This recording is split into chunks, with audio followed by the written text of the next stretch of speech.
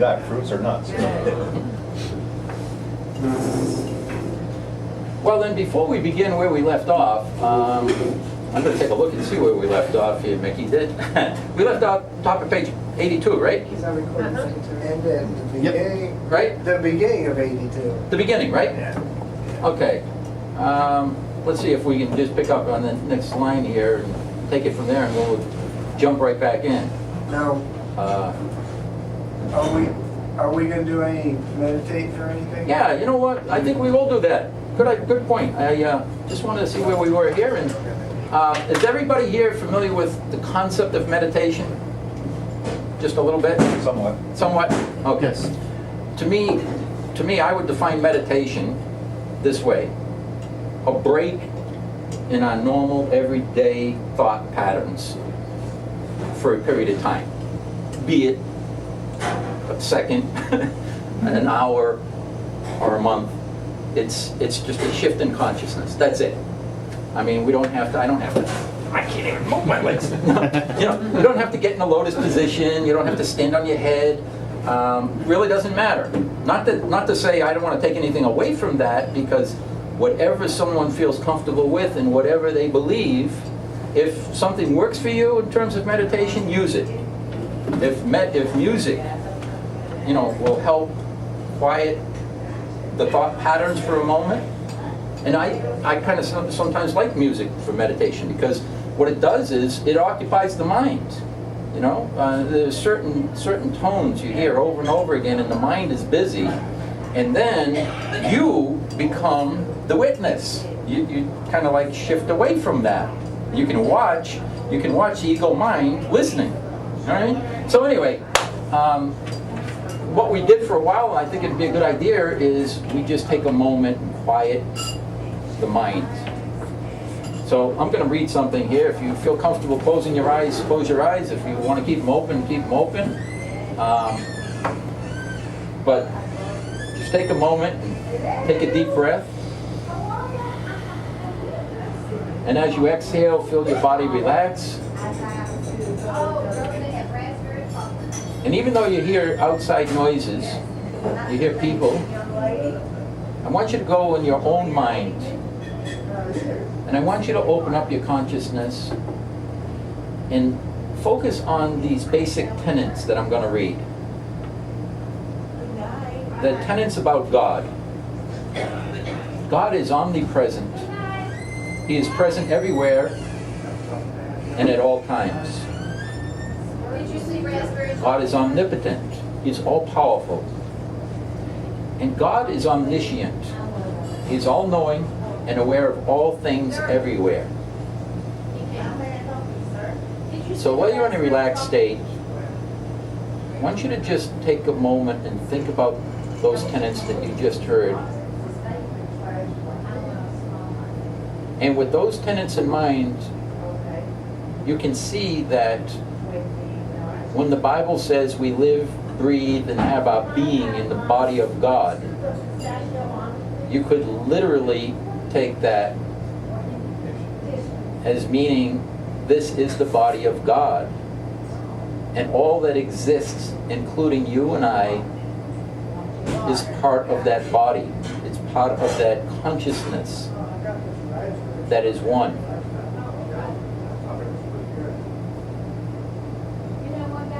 And it's from that level of consciousness that we're going to look at things this evening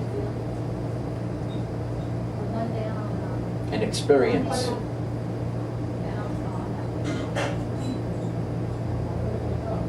From that level of consciousness, you can see how your attachment to the worries of the world and to this moment don't have the same meaning.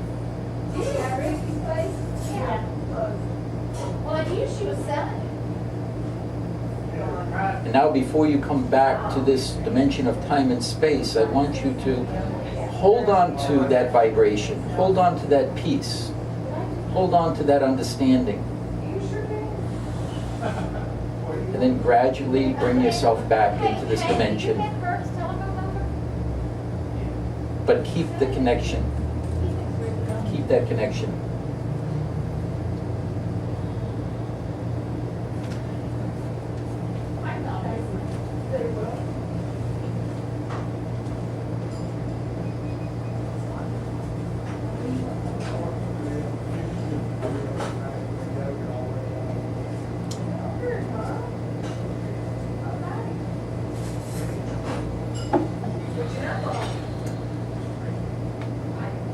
this will make more sense.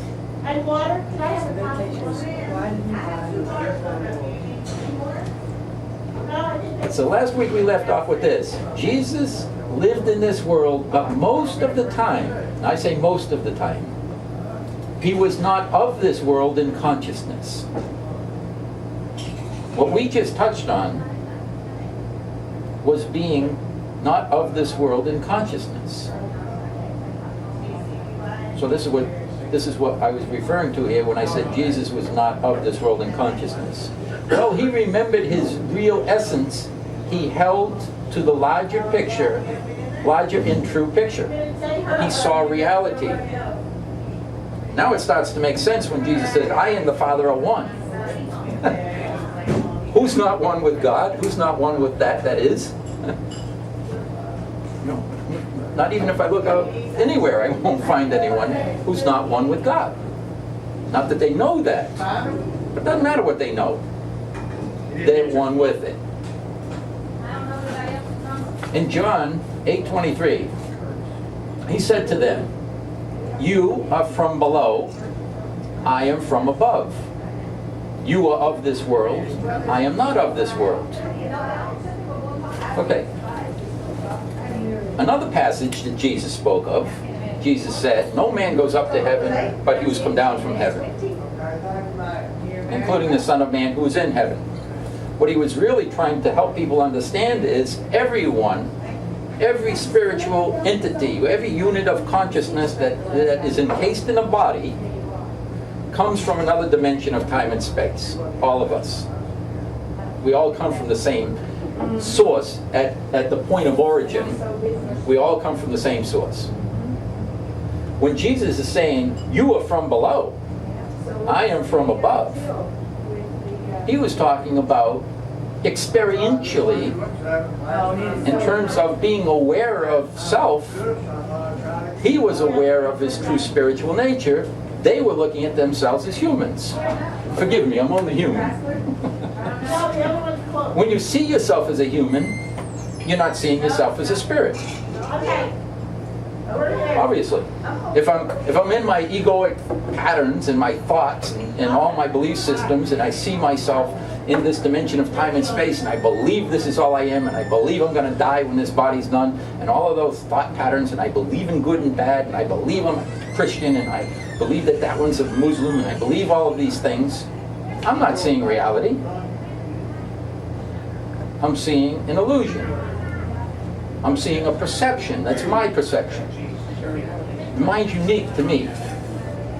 None of you can have it. Not that you want it. No. I'm talking about the ego side now. No, but I wouldn't want anybody else's ego. You know, I wouldn't want anyone else's perception of who they think they are, because ultimately, that's not the higher reality. Nobody should want anybody's illusions. What we should try to emulate is what Christ came to teach.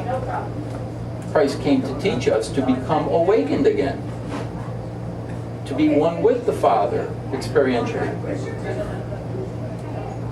to be in the world but not of the world. Most difficult thing we're going to deal with. Every single individual is going to have a tough time.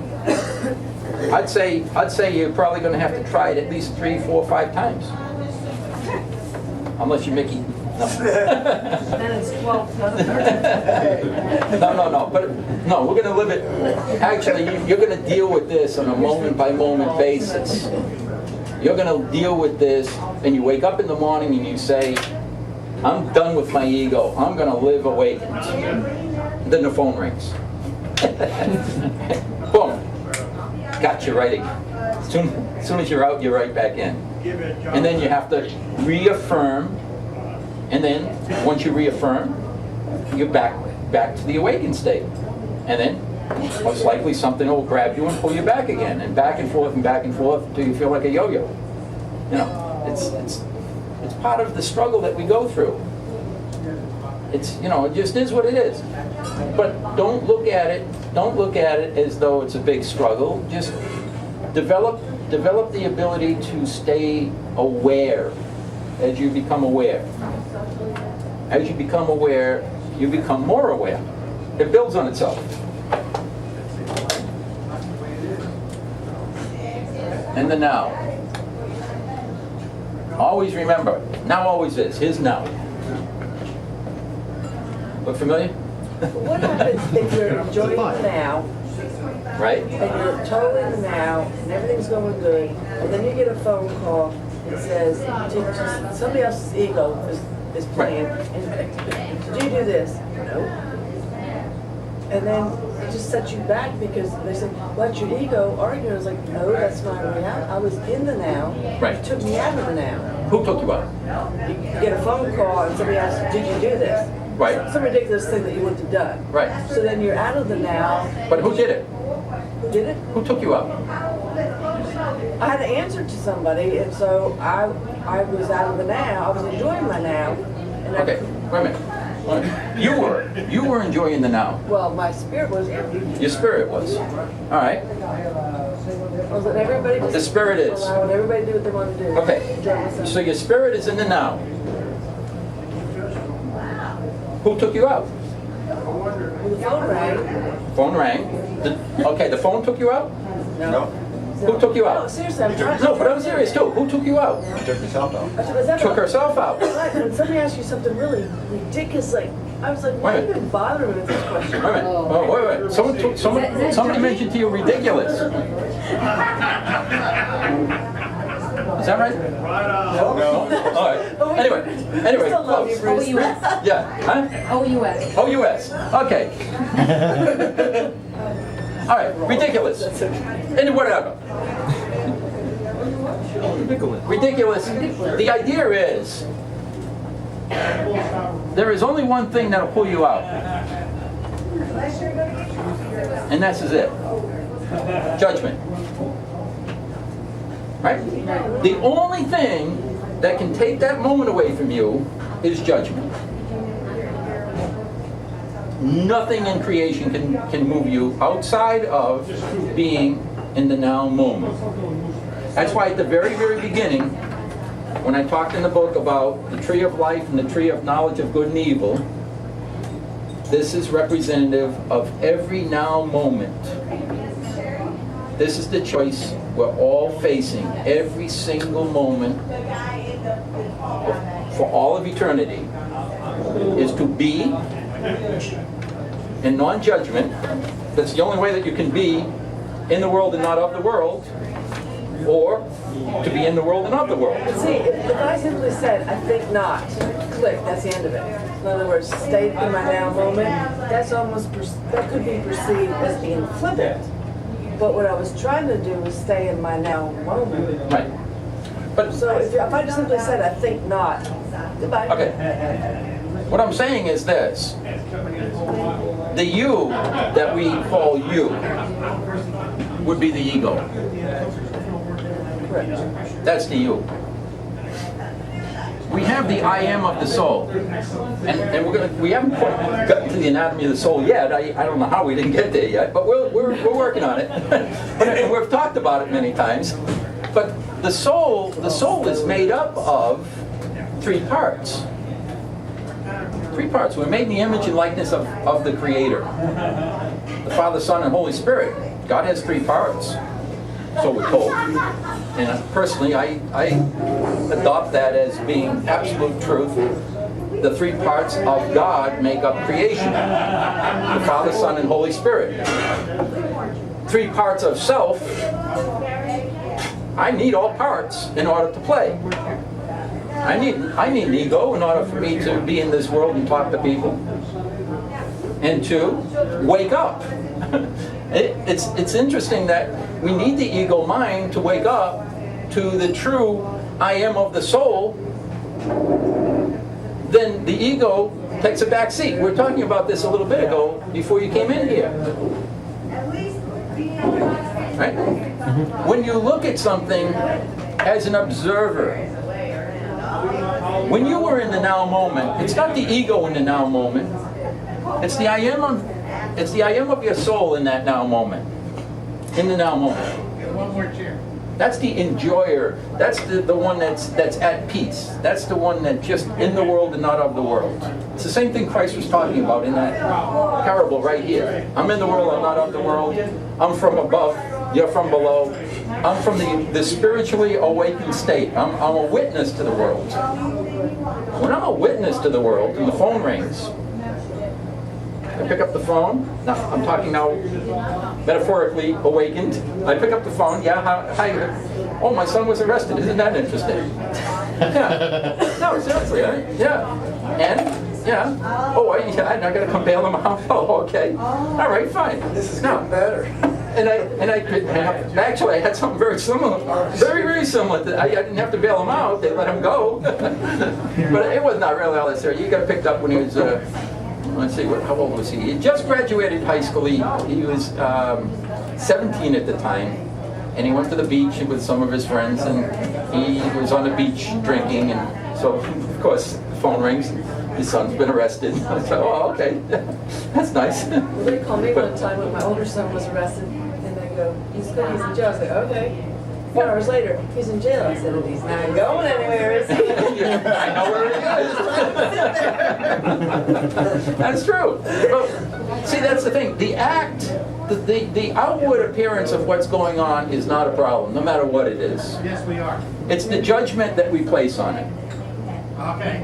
If we give it a value, good or bad, doesn't matter. If I give it a value, that's my ego. I'm engaging my ego. I'm no longer in the now. That's the pattern. Regardless what circumstances it is, doesn't matter. The pattern is the pattern. The mechanics work that way. And I think that you can recognize that you're in judgment with the ridiculous piece.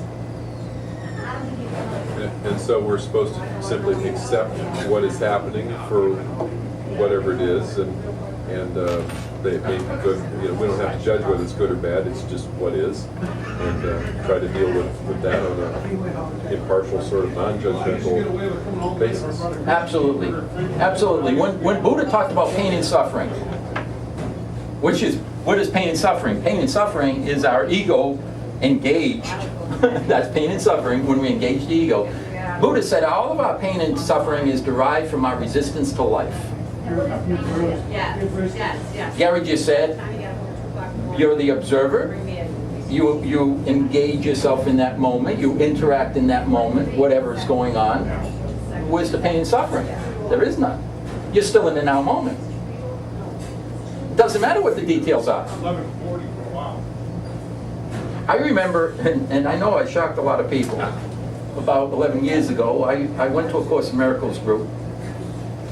And I remember saying this when I first met these people. I said, you know, if I witnessed my son being run over in front of my eyes, I wouldn't hold any animosity towards the one who just ran him over. And I would love that individual just as much as I love my son.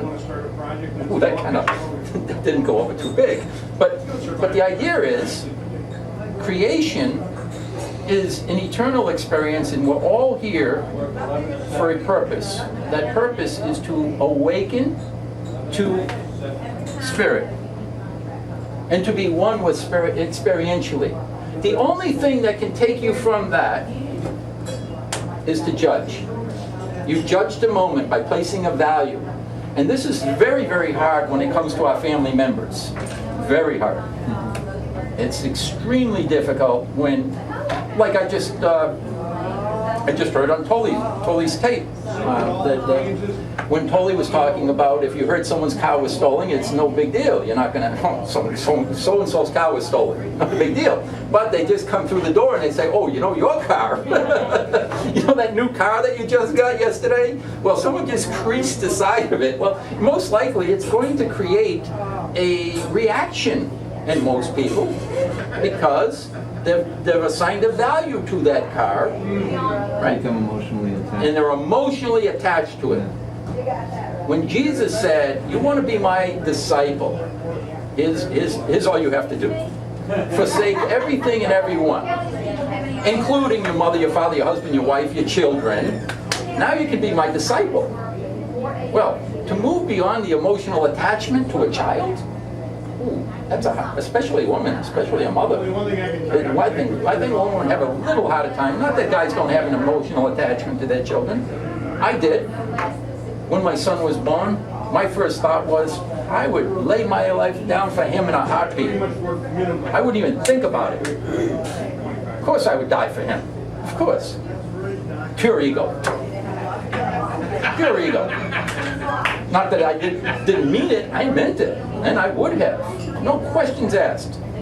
Once I came into a higher understanding of creation, now I look and I say, wait a minute. My son is here for his journey. I'm here for my journey. I don't have an omniscient view. Do I know what's best for him? Do I know what his journey really should look like? Tell me one person who knows what somebody else's journey is supposed to look like. Don't know what your own journey is. We don't know what our own journey is supposed to look like. None of us do. No one does. Save God. It takes one person, one lifetime to save one soul. Yeah. Well, what we have to come to grips with is, I know nothing. And this is the hardest thing for me was, I was shown his creation, all of creation in a nutshell. Here's how it all works. How long did it take? I'm sorry? How long was it To get that? Yeah. There was no time. It was less than I couldn't describe. It was like an infusion of understanding. It was like 1 second I didn't understand, next there's creation. I mean, it was boom, there it is. And then afterwards I had a memory of having been through a journey, and it took me literally years to put the experience down into verbiage that I could share, because I had no idea how to communicate with people. I mean, I never talked about spirituality, I never talked about religion, I did none of this stuff. And then I started meeting people who had been reading this, reading that, and have you heard so-and-so? No. I was too busy in my life for looking at stuff. I had never read anybody else's work before. Afterwards, after I had the experience, was the first time I read the Bible. I didn't read the Bible before that. Then after I wrote my first book, my mother gave me a copy of the Bhagavad Gita. Then I read the Bhagavad Gita. Then I'm saying, oh, it really is all one truth. I called my first book, All One Truth. And then I'm reading, I'm saying, well, yeah, it is all one truth. It's the same message. Then I read 2 paragraphs about Buddha. I said, oh yeah, I understand where Buddha is coming from, because Buddha was coming from the same level of consciousness which was withdrawing from a judgmental mind and interacting in this world from a conscious state. That's what Buddha was about. Buddha taught this. Now, what they're teaching today, I don't know. I don't study Buddhism. I don't profess to say I understand religions. I can tell you what Buddha was teaching and what Buddha understood. I can tell you what the pure message of Krishna was about. I can tell you what Christ was about and what he taught. I can't tell you the details of every parable and the translation from this language to that language and or how to spell it. I can't go there. But the idea is, truth is universal. And when you find truth, it has to have that universal thread, or you haven't found it. It'll translate all form. It'll go beyond everything that we have, because truth belongs to God, and God is truth. Came right off. And Universal law, they say, is love thy neighbor as thyself. If everybody would treat everybody like that, what a happier world we'd be. yeah, but now here even that, okay? Some people don't love themselves too well. Yeah. If everyone treated their neighbor as they're treating themselves, God help this world. Because a lot of people don't treat themselves that well. You know what I mean? Now, even the concept of love. Love someone. Well, what does it mean to love? Everyone's going to have their view, a perceived picture of what love is. What is love? The Bible says God is love. What does that mean? Now, I read one definition of love that I was in total agreement with, and the definition of love was this: God is love is a level of awareness. That's love, a level of awareness. Meaning this: there's no judgment anymore.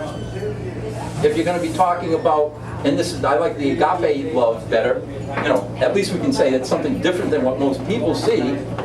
But love is awareness. Now, if I'm going to be aware, I have to go beyond my perceptions, or I can't be aware. This is why it has to go beyond judgment. Because someone comes through the door, and I see him drive up in a Jaguar. No, Maserati. They come in with a Maserati, and got these gold chains all around. Boom! Everyone sees that person walking through the door. They got a picture in their mind.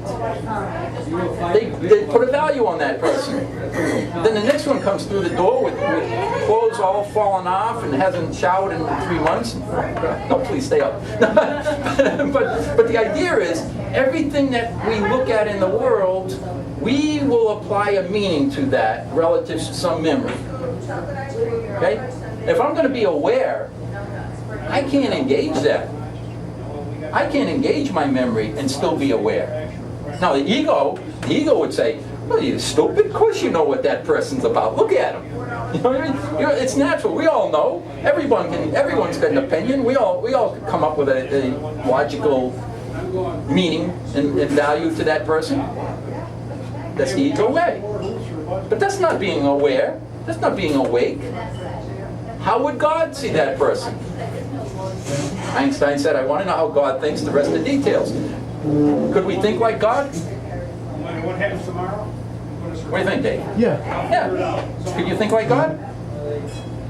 Give it a shot. Give it a shot? Could you think like God? Becky? Yeah, Becky? Could we think like God? Yes, we could. Do we? It's another story. How? Okay, we could. How would you do it? I stop judging. Allow it to be what it is. There you go. It is what it is. It is what it is. Wow, we just closed the book. We're done. No, but basically that's it. So there's two ways that we can experience. One is from the sleeping state. One is from the awakened state. The awakened state can only be experienced through a non-judgmental mind. And this is one of the reasons why I talk so much in here about linear time and eternity. In terms of eternity, that which we think we're moving to already exists. Right? So when Megan said, the phone rings and I'm pulled out of the moment, I chose to pull myself out of the moment. I'm in charge. Peggy just says, we could do this, but we usually don't choose to. Right? Why not? Why don't we choose to do it? I think you're on autopilot. You Ego's got a grip on you. Most people are on autopilot. The ego's got a grip on us, and we have embraced the concept that our ego is in charge. We gave it. We gave our ego free rein. I don't think most people even know the term ego. I'm sorry? I don't think most people even know the term ego. You're right. Most Some people. will even take it insultingly. Oh, absolutely. But we're talking about the people in this room. We're not talking about the most people. We're not talking about them out there. We're talking about us in here. We're talking about those of us who do know what an ego is. We're talking about those of us who have an awareness that we are in charge. We are, ultimately. And that's, I remember I did a flyer one time for this group I had about 7 years ago. And I talked about free will on the flyer. And it didn't really register with a lot of people because I said this: free will equals responsibility. Right? Anybody disagree with that? Makes sense. Makes sense. We all believe, you believe in free will? Everyone believe we have free will? We're not puppets. I mean, no, but no. We all have free will, or we wouldn't be creating this hell out here. God didn't create this. God didn't make this for us. We're creating it out of our free will. And with that free will comes responsibility. I'm in charge of me. The phone rings. If I train myself to be on autopilot, which we have done, now I can retrain myself not to be on autopilot. That's the job at hand. It's what we're doing. We're reconditioning ourselves. We're retraining ourselves, so to speak, to be experiencing our true spiritual nature. That's what we're at. What we're doing, that's the game at hand, at foot.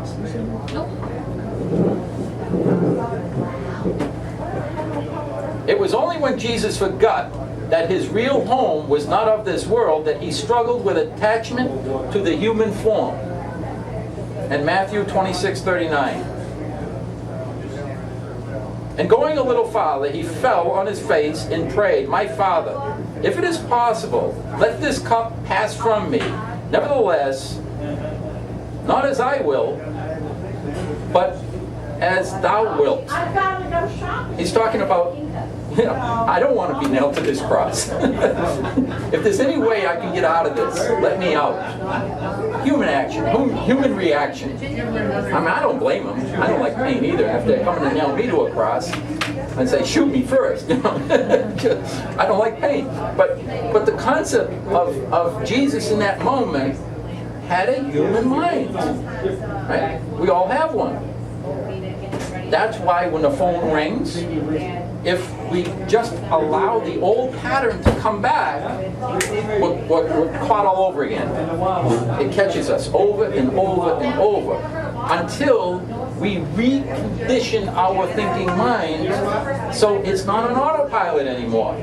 Most people are on autopilot. I remember when I used to smoke cigarettes, and then when I went to quit. And I became an observer of how I felt as I was trying to quit smoking. What was very interesting, mostly every cigarette I went for was a habit cigarette. The phone rings, go to light up.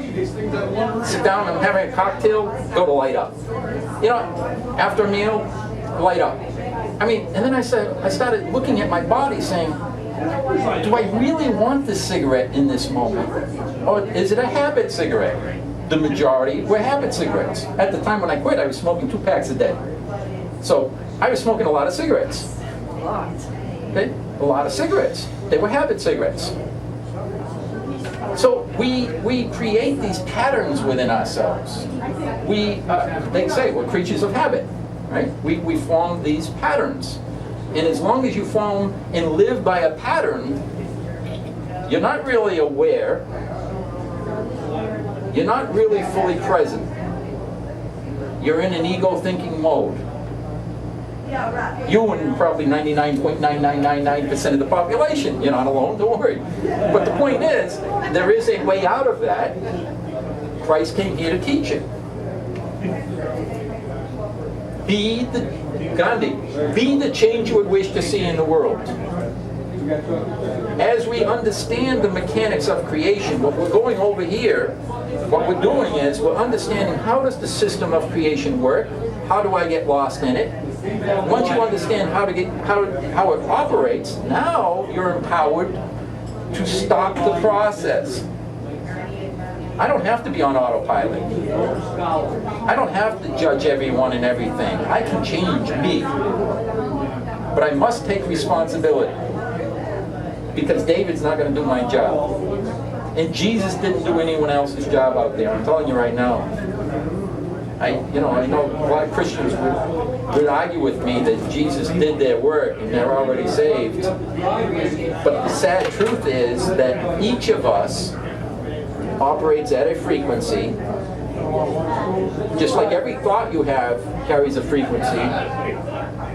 You are a bundle of energy. I remember reading somewhere a long time ago how many volts we carry within us. Anybody ever see that? Volts of electricity we carry? It's a lot. I don't remember exact numbers now, but you research, there's a lot of electricity inside of us. Hyperactive? I'm sorry? What if you're hyperactive? Well, yeah, you probably got, you know. No, I didn't. You're really juiced. You're really juiced. But the point I'm getting at is this: we are a bundle of energy in terms of consciousness. The physical body is merely a shell, but the core essence of every individual is a bundle of energy, and every bundle of energy has a frequency. And where you move your frequency is where you experience from. Simple. What a perfect system. No need for a judge in this system, because the system takes care of itself. The ones who think they're going to go to heaven, but they're in a judgmental mind. Well, wait a minute. If God is non-judgmental, and God's frequency is such that there's no judgment allowed, how can I go into a dimension of time and space where there's no judgment allowed and everything about me is about judgment? I don't fit. It doesn't work that way. I will come back to a dimension that is exactly proportionate to my frequency for me to play in until I'm purged. I am in charge of purging me.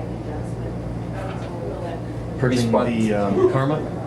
Well, purging of karma is part of the system that you'll play in, but purging is... Or karmic attachments? Hey, you want to see what purging is?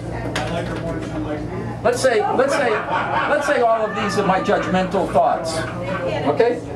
And all of these judgmental thoughts are keeping me at a low frequency. Here's purging. I'm done. Yeah. Right? Can you pass that eraser around? Let's do some purging. Now, this is where the concept of no time comes into play. Okay? Because of the fact that now always is, and time and space is something that's only there for me to play in if I am of a frequency that will be plugged into it. The moment I raise my vibration outside of the limits of linear time, I'm already perfect. This is what Christ was trying to teach man when they said, look, I followed the commandments, I'm pretty damn good. Now what's left? He says, go be perfect. Oh, but I can't be perfect. I'm only human. How many have ever heard? I'm only human. I can't be perfect. The moment you identify as a human, yeah, I guarantee you you're not perfect. I've never met a perfect person who had an identity of their egoic human self, and they were walking around as perfect beings. Because a perfect being is beyond judgment, and if you're going beyond judgment, you can't be playing human. You're spiritually awakened, and if you're spiritually awakened, you're beyond time and space, and you're already there. This is the concept of grace. What I just erased, it doesn't exist. Not one thing that you've ever done in all of your lifetimes will be carried over into your perfected state. Hang on to it as your identity, and you can't leave it. You know, it's your baggage. It's who you're about. It's who you identify with. It's what you think you are. And if that's what you think you are, you can't experience this. You see how now? Who's in charge? Self. We're in charge of self. No one and nothing can do this.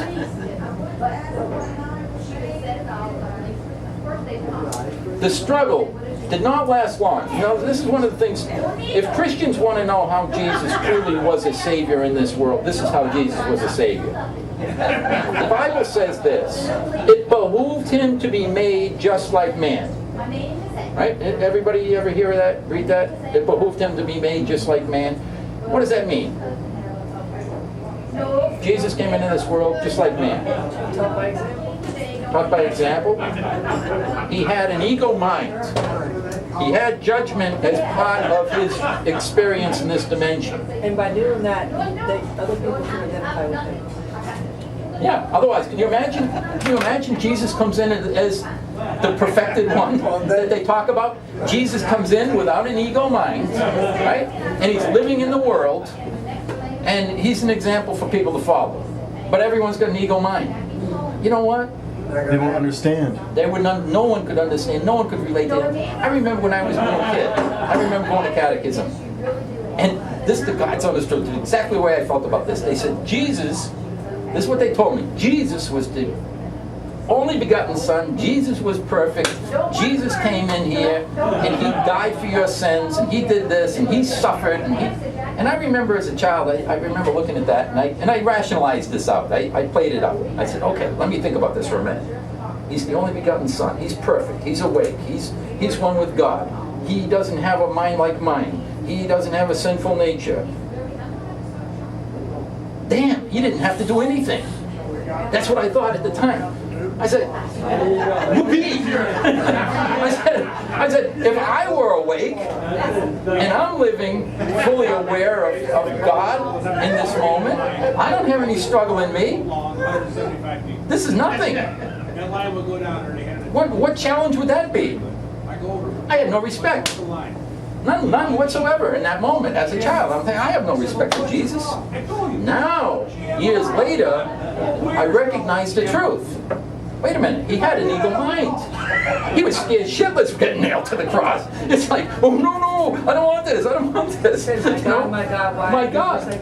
Yes. So now I look, whole new respect.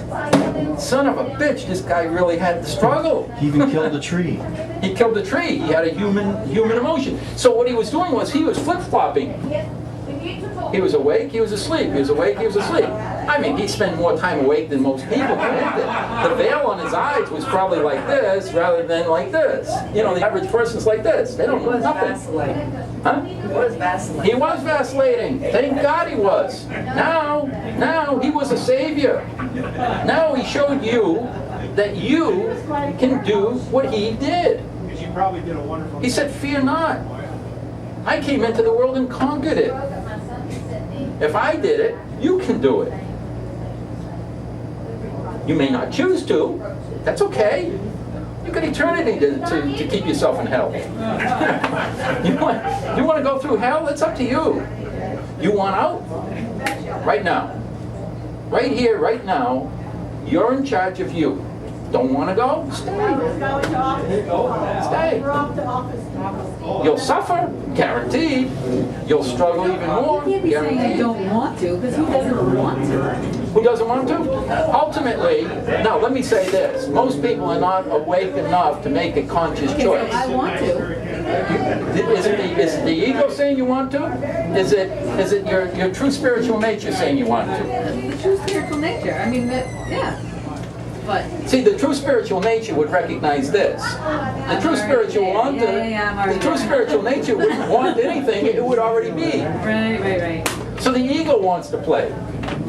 That's our I problem. don't want to play. I No. want to be done with it. Yeah. And keep telling yourself that. The moment you truly choose to be done, you are done. When Megan said she was at peace, haven't we all had a moment of peace where we felt connected to God? Right? We've all, in this room, we've had that moment where we're connected to God and we're beyond our ego minds. Okay, granted. There was a Moody Blues song a long time ago. And I remember there was something that said, this day can last 1,000 years if you want it to. Okay? So that moment when you're connected to God, if you choose to keep it alive, meaning non-judgment, it's the only way you're going to keep this alive. Non-judgment will keep that alive. Right? So if you're really truly choosing that, and you're not judging, that will last 1,000 years. It will last eternity. It will last forever. It can't be taken from you. No one can take your peace. Yeah, you make it sound like it's like, just go over there and do it. Yeah. No, I'm not saying that you're not going to have an ego to deal with. I'm just telling you the mechanics of creation. The mechanics of creation say this: non-judgment will keep you there. That's the way the system works. And non-judgment is a choice based on free will. The devil has no control over you. Satan didn't make you do it. I mean, that's a nice little combo. Satan made me do it. I didn't do it. I'm guilty. No. Satan, who made... Remember that, there was a skit on Saturday Night Live, the church lady? Oh, yeah. Remember that one? I used to love that. Who made you do it? Could it be Satan? No, Satan doesn't do anything to us. No, the problem is, we have adopted beliefs. Each and every one of us has adopted beliefs. Those beliefs have to be removed. Yeah, I'm just giving you the basics now, right? This is just the basics. I'm not telling you. Yeah, the basics are this. You have adopted a belief in struggle. You have adopted a belief that you are, I don't know what. Everyone's going to have their own unique interpretation of this. I have mine. Trust me, I've had my moments. We have moments. But I also know the truth. And the truth is, I am in charge of me. I have adopted these beliefs, and I am in charge of discarding these beliefs. That's it. Not one of you can do this for me. Jesus can't do this for me. God himself cannot do this for me. I did a channeling one time, and I was talking to our creator. It sounds really crazy. That's why I chose Batman here. But anyway, what I heard was this. God said to me, I am your servant. Meaning, God, my servant. Yours too, by the way. You have free will. Anyone ever think God's going to take your free will away or interfere in it? Can't happen. Cannot happen. That being said, God cannot awaken you. Can't be done.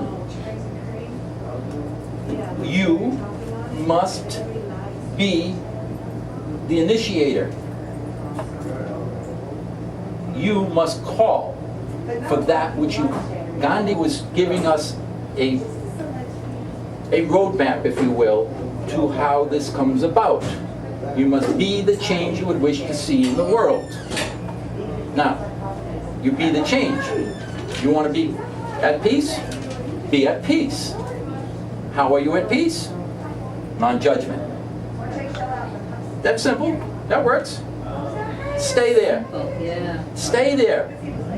I remember one person saying, oh yeah, when I get down on my knees and pray, it's really simple and I'm there and I'm connected to God. Well, the simple solution then is never get off your knees.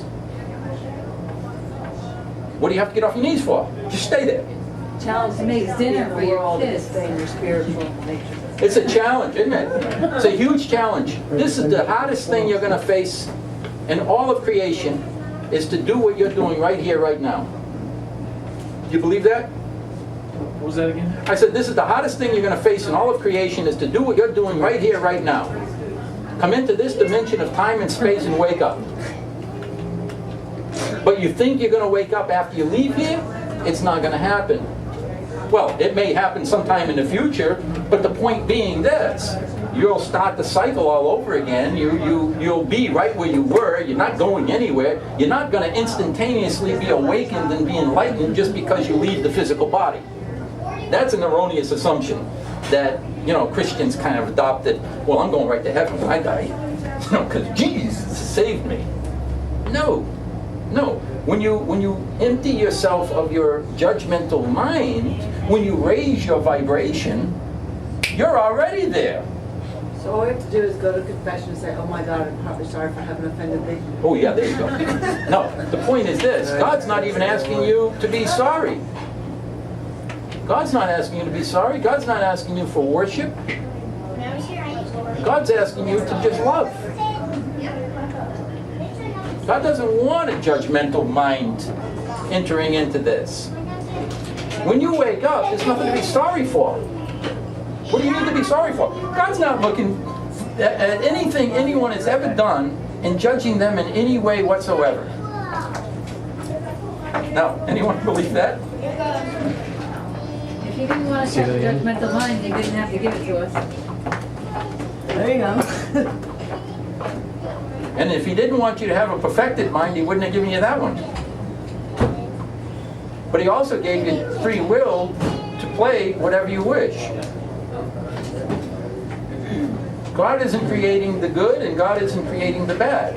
But Bruce, if the ego is saying, I want to be awake, which I do buy into, because I know, I do think that makes sense.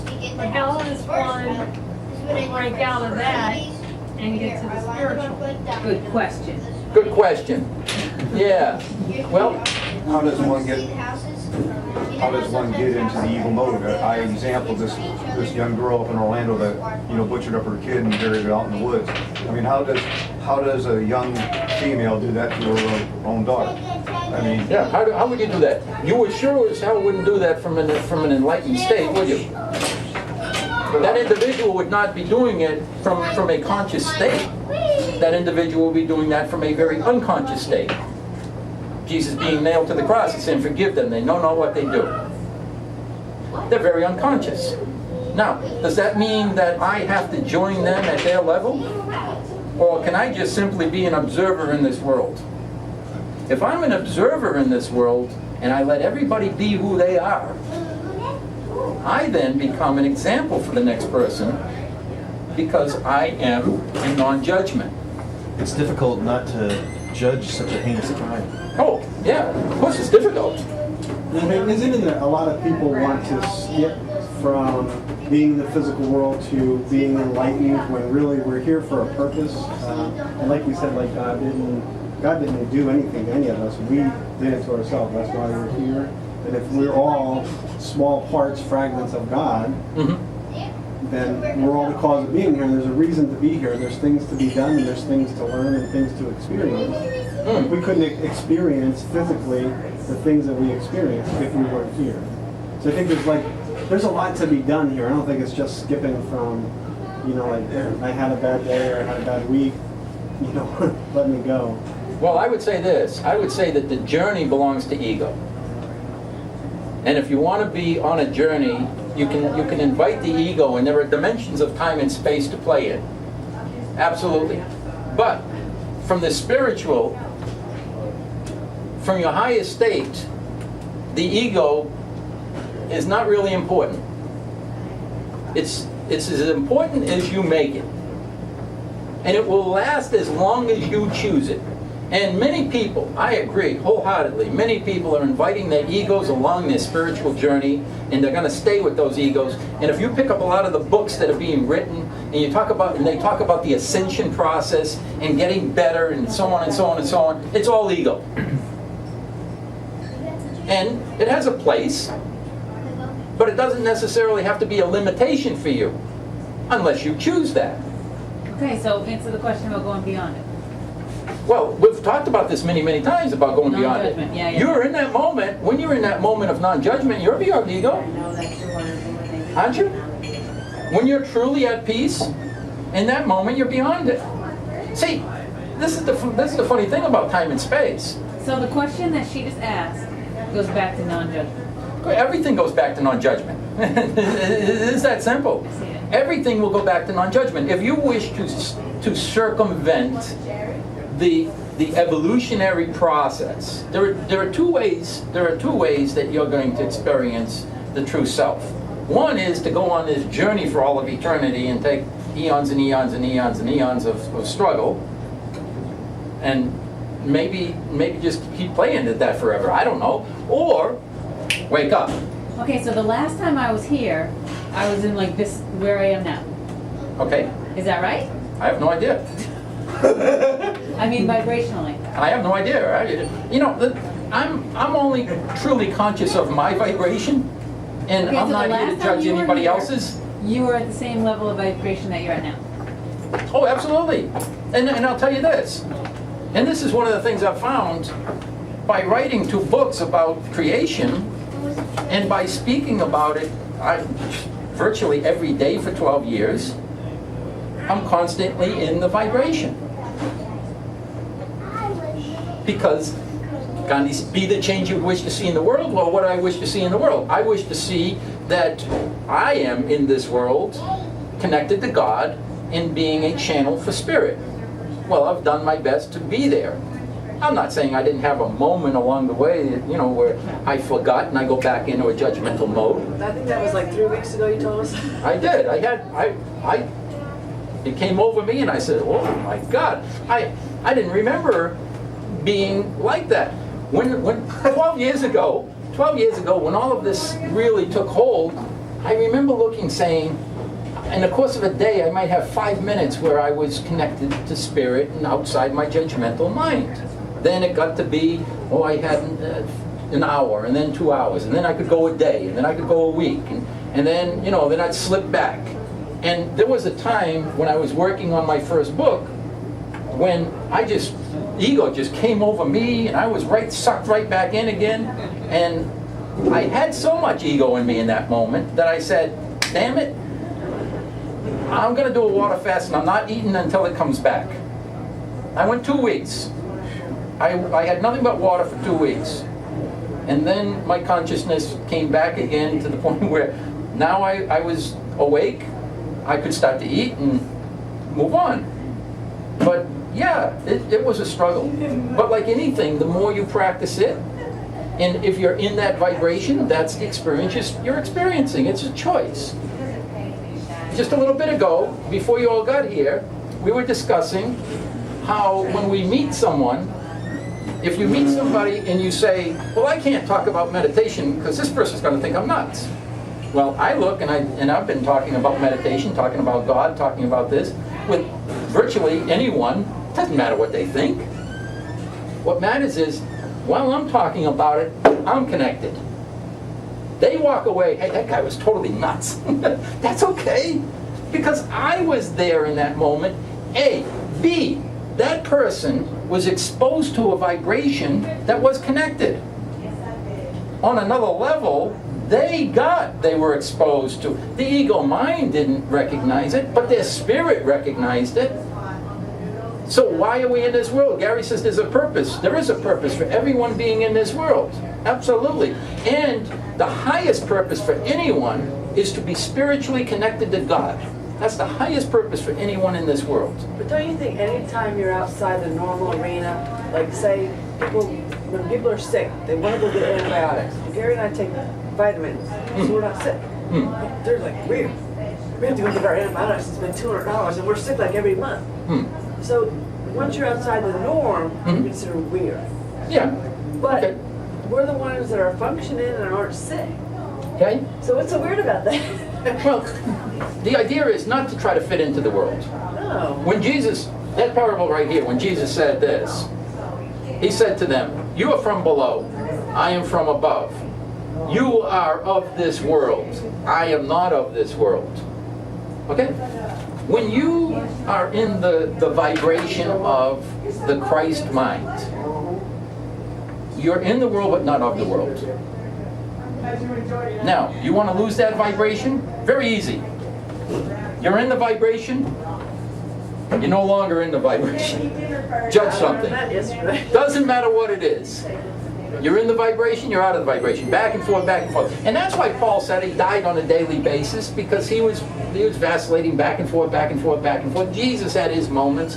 We all have our moments, except that we were talking a little bit ago, David was talking about Tolly. Oh, yeah. And Tolly saying, what will my mind think of next?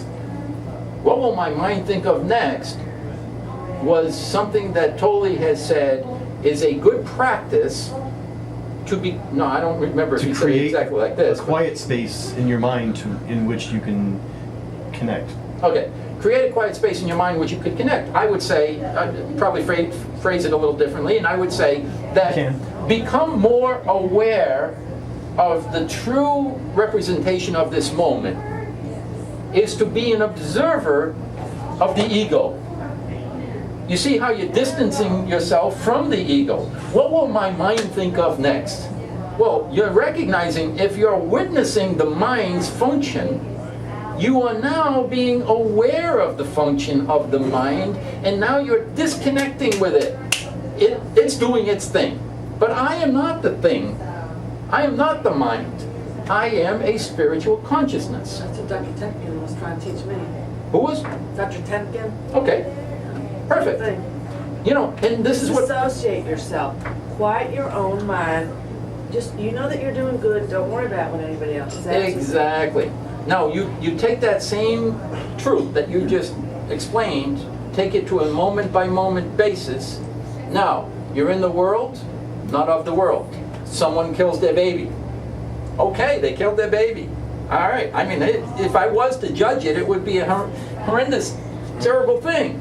But if I'm going to be in a non-judgmental mode, I'm a witness to it. Now that's a hard thing for us to do, is to get to that point where we are detached enough to just be the witness.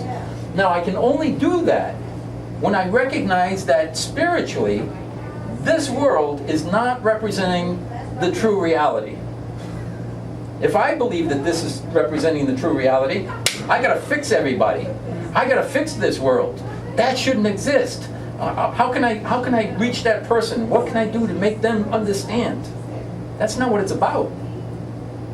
What it's about is, this is about me waking up.